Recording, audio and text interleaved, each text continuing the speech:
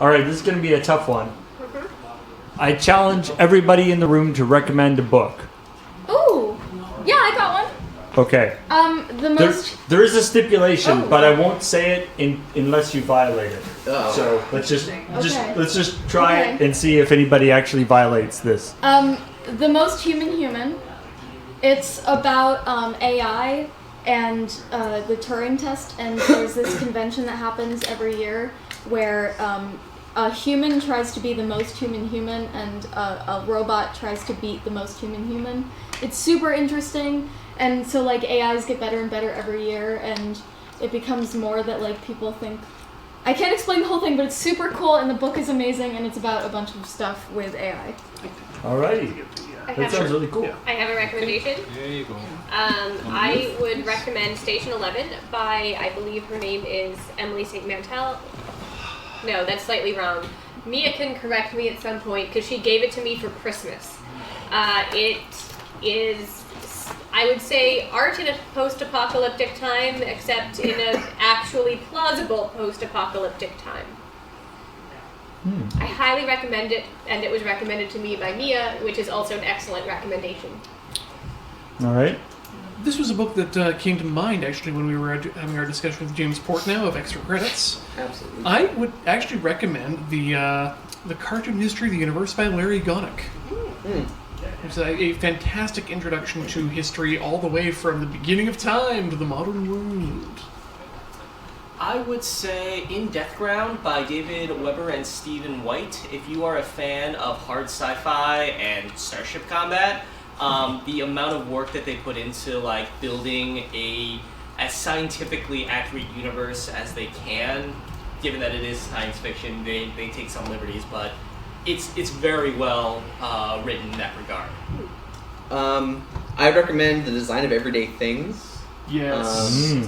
I cannot recall the author because I'm horrible with names, but it is a book that is, I would say it's the book version of 99% Invisible, the Amazing Design podcast, because it's just talking about very simple design principles that you don't know you already know. It'll ruin your life. Design of Everyday Things is tough, Yeah. isn't it? Is there Edward? I don't remember. I'm horrible with names. But as Ian rightly said, it will destroy your life in a very good way, where you'll notice all these things you didn't notice before, and when you start to think about those things, it's very interesting. But when you notice people not thinking about those things, it can get a little aggravating. Door handles. Oh God, Norman doors are the worst! Not knowing a thing about this book, I'm going to recommend the visual guide to how to crochet, because it's a great way to participate in Desert Bus with the craft along, and it has very clear actual taken photos, and I think as a beginner's guide is a really good how do you crochet starter. Yes. The Art of Crochet. Significantly better than the Happy Hooker. Well, the Happy Hooker is really good. I know, right? But like I think it's better for like chart reading, but the visual guide to how to crochet I think is really good with like actual physical pictures of a person doing it, and they're really well laid out, so as a beginner thing I think it's much better to go with. The Happy Hooker was the first book, like crochet pattern book I ever owned, and I made that was the first sweater I ever made, was the skull sweater, which I still have. For lefties out there, learn to crochet left-handed. You can do it. It's awesome. Learn to knit right-handed. I like the problem I actually found with the Happy Hooker is it doesn't tell you about working in your foundation stitch by doing the one thing till the very end. It kind of tells you the proper way to do it, which is really difficult for a beginner, and actually made me really mad as a beginner. Instead of the good old shooting one. But Should I give a recommendation? Sure. Yep. It said everyone in the room. Okay. I would either recommend Principia Mathematica by Isaac Newton, or the December 2014 issue of Jugs. So it just depends on what you're feeling that particular day. Right? So did any of us break it? So no, we did not. It was give me a book recommendation that isn't Dune. We did well considering that there's at least 3 people in here who might. And my recommendation would be. There's nothing. There's nothing outside. Yeah. My recommendation would be Mortal Engines, which is a book that I read for the Fight the Future podcast I did with my brother. It is kind of a young adult book, but okay, get this.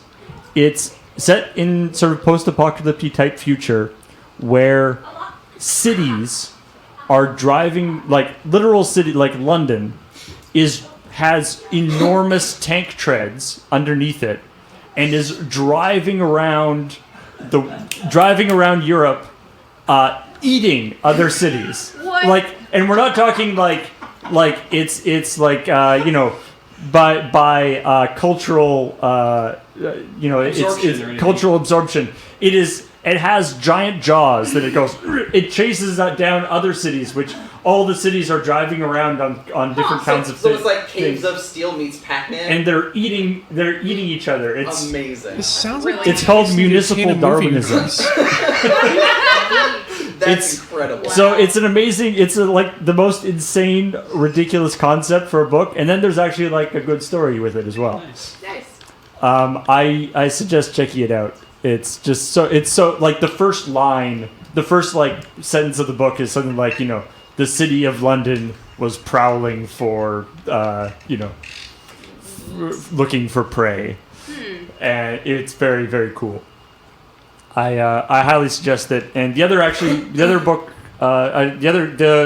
the books that we did on Fight the Future are actually also quite fun. The Steel Heart, which is about superheroes in this world where a bunch of random people suddenly get superpowers, except it turns out that after a little while, it's realized that all the people who got superpowers are the assholes. Absolutely. Yeah, it's like and nobody knows whether it's superpowers themselves that turn people into, like, make them evil, or whether it just gave superpowers to all the bad people. Yeah. But it's the super world, but with no heroes. Kind of like money.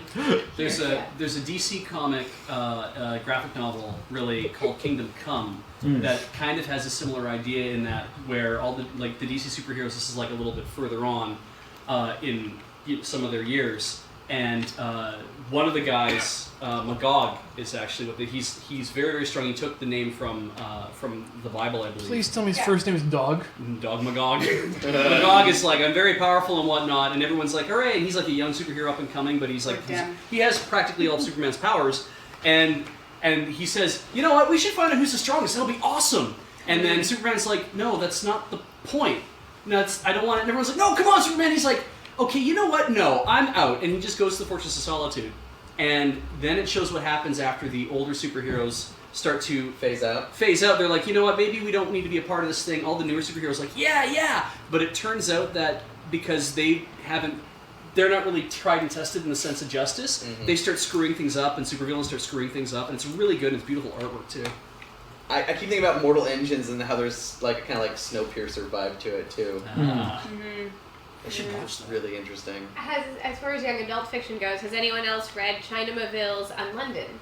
No, not in London. I recommend it. It is so good. So good. And it's China Maville. You can actually hand it in, a younger aged person. It is entirely appropriate.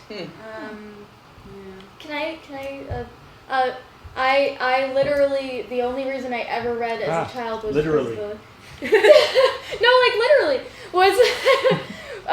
A bad thing to use, but also accurate, was because of the Warrior Cat series. I read 20 of the books. Literally? Literally. Yeah. And it's basically, it's honestly Game of Thrones, but with cats. And it's just as interesting.